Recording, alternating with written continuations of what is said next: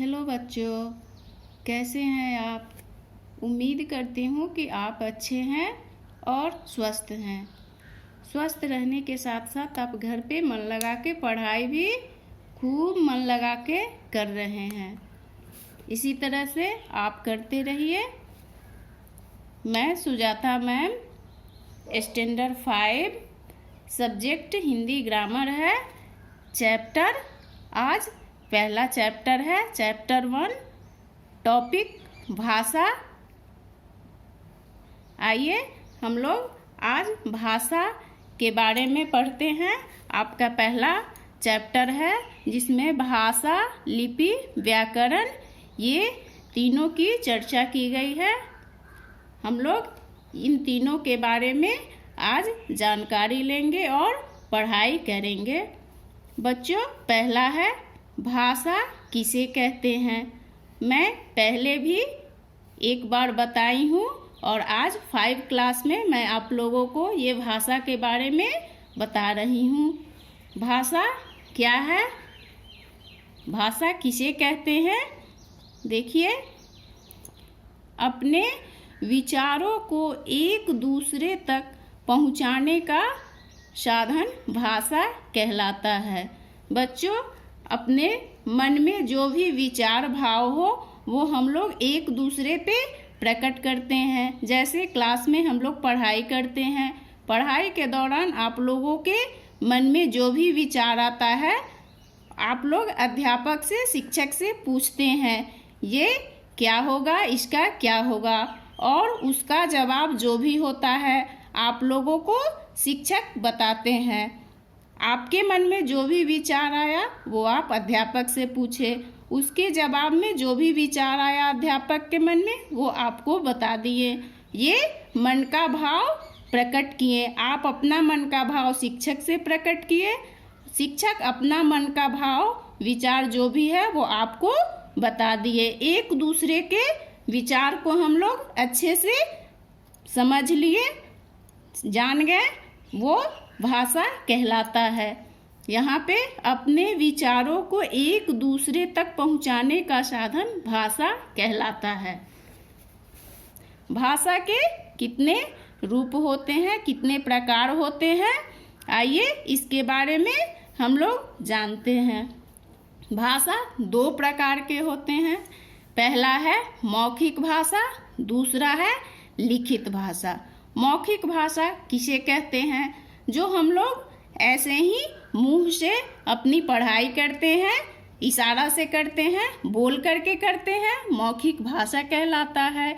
यहाँ पे है जब हम विचारों का आदान प्रदान बोलकर या सुनकर करते हैं तब हमारी भाषा का रूप मौखिक भाषा कहलाता है। जैसे अध्यापक पढ़ा रहे हैं, ये है कि अध्यापक लिखकर नहीं पढ़ा रहे हैं, ये अपने मुंह से बताकर समझाकर पढ़ा रहे हैं। यहाँ पे पढ़ा रहे हैं, दादी माँ कहानी सुना रही है, ये भी हो सकता है। जो भी मौखिक मुंह से समझाया जाता है, बताया जाता है, उसे मौखिक भाषा कहते हैं। यहाँ पे दूसरा है लिखित भाषा। लिखित भाषा जो लिखकर हम लोग किसी भी बात को बताते हैं, एक दूसरे तक पहुंचाते हैं, वो लिखित भाषा कहलाता है। लिखित भाषा जब हम विचारों का आदान प्रदान लिखकर प्रकट करते हैं, लिखकर अपने विचार में, अपने मन में जो भी विचार आया उसको प्रकट करने के लिए हम लोग बोलकर नहीं, इसको लिखकर एक दूसरे पे प्रकट करते हैं, तो ये लिखित भाषा कहलाता है। जैसे राम अपने भाई को पत्र लिखकर बता रहा है, पत्र लिखकर ये अपने विचारों का आदान प्रदान कर रहा है। लिखने के दौरान इन लोगों के मन का भाव विचार जो हो ये एक दूसरे पे प्रकट किए हैं, तो ये लिखित भाषा कहलाया। ये हुआ भाषा। अब हम लोग लिपि के बारे में, भाषा में ही लिपि है, हर जगह की अलग अलग भाषाएं होती है और उनमें निर्धारित कुछ चिन्ह हैं जो लिपि कहलाते हैं। तो आइए लिपि के बारे में हम लोग जानते हैं कि लिपि क्या है।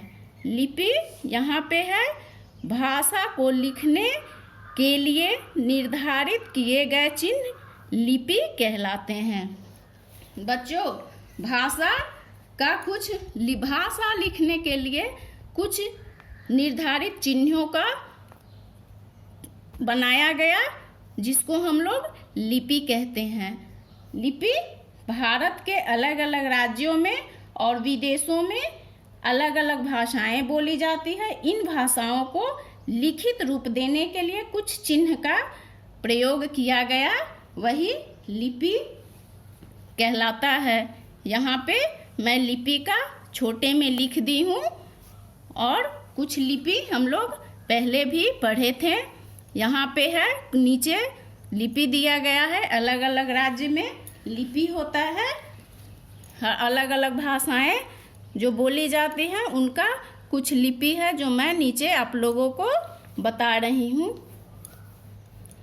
भारत के अलग अलग राज्यों में और विदेशों में अलग अलग भाषाएं बोली जाती है। अलग अलग भाषाओं के लिए अलग अलग लिपियां हैं, जो नीचे मैं आप लोगों को बता रही हूँ। कहाँ का, किस भाषा का कौन सा लिपि है, ये मैं आप लोगों को बता रही हूँ। इसको ध्यान से सुनिएगा, ये याद करने वाली बात है, और इसको लिखिएगा भी। यहाँ पे है बिहार, झारखंड, उत्तर प्रदेश, उत्तराखंड, हरियाणा, राजस्थान, हिमाचल प्रदेश, मध्य प्रदेश, छत्तीसगढ़ आदि राज्यों की भाषा हिंदी है। इन सब जगहों पे बच्चों हिंदी बोली जाती है। यहाँ की भाषाएं हिंदी है, और यहाँ की लिपि क्या है? हिंदी भाषा की लिपि देवनागरी है। यहाँ पे इन सबों की भाषा हिंदी है, और हिंदी भाषा की लिपि देवनागरी है। यहाँ पे दूसरा है, पंजाब के लोगों की भाषा क्या है बच्चों? पंजाबी है। यहाँ की भाषा पंजाबी है, और पंजाबी भाषा की लिपि क्या है? गुरुमुखी। पंजाबी भाषा की लिपि गुरुमुखी होती है। तीसरा है बच्चों पश्चिम बंगाल। पश्चिम बंगाल में बंगला भाषा बोली जाती है, बंगला भाषा का प्रयोग होता है, और बंगला भाषा की लिपि क्या है बच्चों? बंगाली। बंगला भाषा की लिपि बंगाली है। लिपि हम लोगों को याद रखना चाहिए।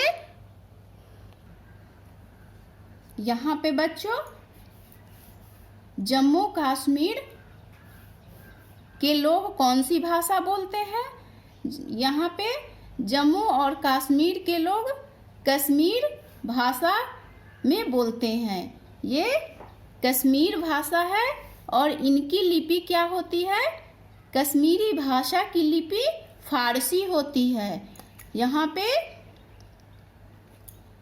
जम्मू कश्मीर में लोग कश्मीरी भाषा बोलते हैं, और कश्मीरी भाषा की लिपि फारसी होती है। लिपि हम लोगों को हमेशा याद रखना चाहिए, ये बहुत ज़रूरी है लिपि को याद रखना। यहाँ पे महाराष्ट्र के लोग आपस में कौन सी भाषा बोलते हैं? मराठी भाषा में बात करते हैं। यहाँ की भाषा मराठी भाषा होती है। बच्चों, इस भाषा की लिपि देवनागरी होती है। आज मैं आप लोगों को लिपि के बारे में बताई हूँ। कुछ विदेशी भाषाओं की लिपि भी है, जो मैं आगे बताऊंगी आप लोगों को। ये लिपि आप लोगों को अगले क्लास तक याद करना है। इस लिपि से अभी कुछ लिपि विदेशी भाषाओं की है। कुछ विदेशी भाषाओं के बारे में लिपि की जानकारी इस प्रकार है।